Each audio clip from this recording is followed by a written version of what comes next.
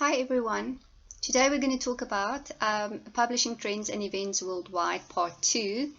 I hope you enjoyed the first part, and let's see how this next section goes. Once again, I am talking about specific trends relating either to South Africa or then to the international environment. The reason why I'm doing this as well is because a lot of these sorry about the helicopter there in the background, but it's because a lot of these trends actually overlap, because we do not function in isolation, and whatever happens internationally has an effect on South Africa as well. Right, so first of all, I'd like you to look at this quote by Richard Wright that says, "All literature is protest." Now, if you think about South African history, it has a really strong political, historical narrative to it. So we are usually associated with a country that started apartheid, and we have a lot of protest literature. A lot of our national identity has basically been formed by this, and it has pros and it has cons, but a lot of people, that is what they first associate with South Africa, is apartheid and Mandela and rugby usually. So yes, every country has their own unique identity, national identity, and usually how that is portrayed to other countries via media is something that's out of our control. To an extent. Obviously, we do have reporters here and people working with reporters overseas, but in general, it's very hard to control how the rest of the world sees you, and basically it all depends on that national identity that you are forming as a country. Now, South Africa has very different cultures, many different cultures, as well as languages. We have 11 official languages, whereas if you go to the US or the UK, English is their language, whereas with us, we have 11, which makes us a very interesting country, but complicated as well. And we are challenged in so many respects, but I think that's exactly what makes us interesting. A few concepts that you guys must have heard over the last few years is definitely colonialism. Now, colonialism, as you all know, the Dutch came in 1652 with Jan van Riebeeck, a Dutch guy who came to set up a refreshment station here in South Africa. It was because of the route, the spice route that they traveled to the Far East. But anyways, and then they kind of settled inland, and then, well, actually in Cape Town, and then later on, the British came and they colonialized South Africa. And that is why today we still have a lot of British influences. I mean, we as South Africa only became a Republic of South Africa in the 60s, I think 1962, 1963. I'll just check my dates. So that's actually very recent if you think about it. Before that, we were part of the British colonies, right? So with colonialism as well, we had this buzzword called decolonialization, where we're trying to establish an identity of our own, trying to move away from colonialism and colonial influences of the Dutch, of the British, and rather focus on homegrown, pure South African kind of feeling, brand, and national identity. As I said before, there's a lot of these things that we're still known for, like protest literature. Protest literature is what happened during apartheid and still today. Anything that goes against government rule, or a different view from that. Protest literature is exactly what it says. They're protesting something that they do not agree with. And as I said, all of these things and many more are actually forming a national identity. All right, so we know this for South Africa, but what I would also like to reiterate is that this is not only applicable to South Africa. As you know, we also have that in America, where there's a very specific identity, especially under Trump rule. What do we know the Americans for? What do we know the British for? We have these little stereotypes that we usually joke about or think about, but there is a certain identity that comes forward. There's a in marketing theory or business theory, there's a thing that they call country of origin. And country of origin theory basically is how people perceive that country based on where that country is. Right, so if it's South African, what do they associate with that?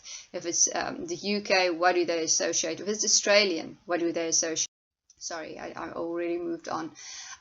So yes, I think in terms of that, also for publishing wise, if you think on print on demand technology, that's really awesome. We have one big machine or many machines, and they can print 1 copy to 10 copies with a unit price exactly the same. Whereas lithographic printing, this is now stuff that you're going to learn in second year. You know, you can't really print under 500 copies to make it cost efficient. So yes, technology has streamlined processes. You, as like PK publishers, they can work with Spanish publishers simultaneously, while the one sits in Spain and this one sits in South Africa, and they work on the same file with sharing, you know, different systems and processes. And yes, there are things that makes this possible because of technology, which is absolutely awesome. So, sorry, I just wanted to say that especially with the coronavirus as well, I find that a lot of people are creating interesting content now because now they're at home and they need to find new ways of doing things. All right. So imports and exports.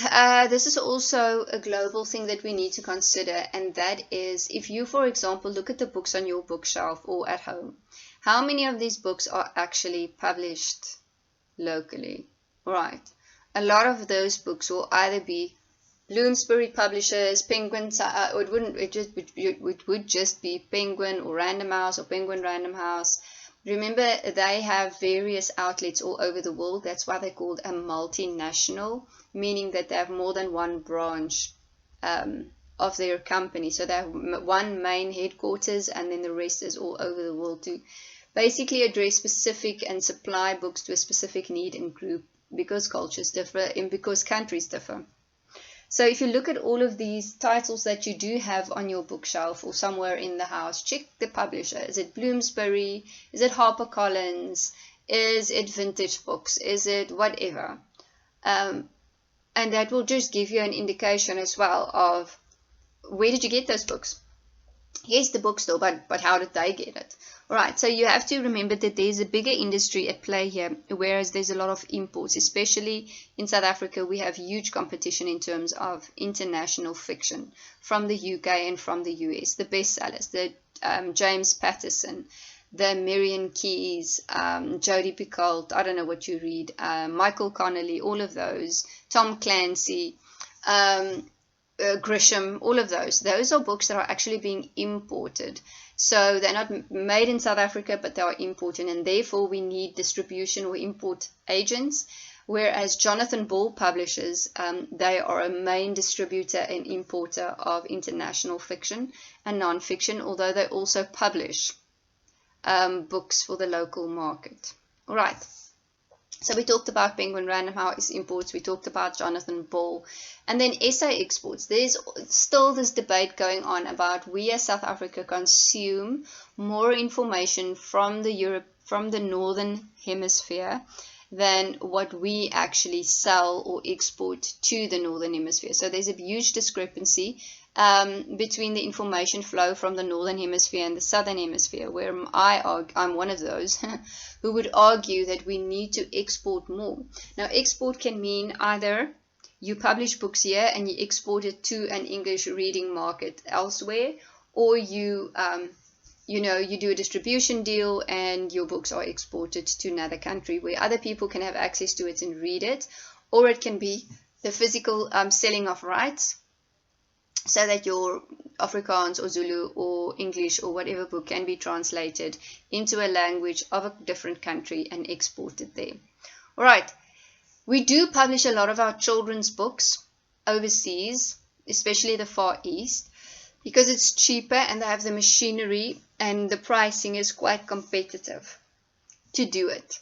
So a lot of, I know Protea Books, they do it, and Fantasy, where they actually send their files over to the Far East, Singapore, Hong Kong, wherever, and then they print the books there, and then it gets shipped to South Africa, and that usually takes about 3 months, and then you have your books. We also like to do books that are quite expensive to make, like coffee table books, novelty type books, which have different or interesting kind of production aspects or specifications. Novelty type books are also those kinds of books like you know, it's books for kids that have sound in it, or there's a pop-up, or there's a unicorn at the back that you can, you know, color in, or I don't know, all those kinds of playful things. But you have to think about tax laws, about import tariffs, all of those things. Currencies, the euro now with Brexit, you know, when you import now from the UK or export, how's that going to influence your cost margins and your budgeting, etc. You have to rethink those contracts and agreements that you already have in place. And then obviously with popular translations, if you think about imports and exports, Stieg Larsson is very, very popular, although he is now unfortunately deceased. So David Langedrags is carrying on with that series. But he was a Swedish author, and his books were translated and in I don't know how many languages. And it's very interesting how the same story can travel to all over the world. And I find that really interesting. So popular translations have proved that there is global trade and exchange to be done if it's done well, and if the content is good, obviously, as well. I mean, those books were made into movies as well. If you guys remember, I don't know if you're familiar with this, but if you remember The Girl with the Dragon Tattoo, The Girl Who Played with Fire, and The Girl Who Kicked the Hornet's Nest. Yes, so that is one of the examples that we do have, yes, that can actually explain the whole issue of popular translations and how that's imported and exported.